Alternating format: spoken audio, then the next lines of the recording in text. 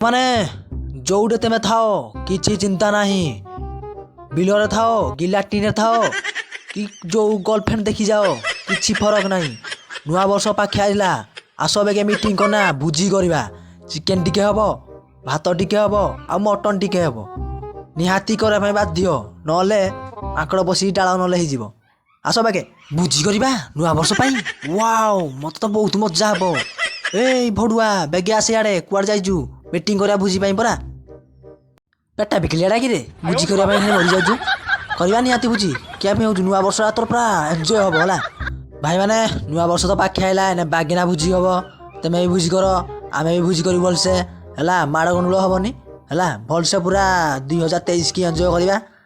ମୋ ସାଙ୍ଗମାନେ ମୋତେ ଏଇନେ ଫୋନ୍ କଲେ ସାଙ୍ଗେ ସାଙ୍ଗେ ଭୋଜି କରିବା ପାଇଁ, ହେଲେ ମୁଁ କ'ଣ କରିବି?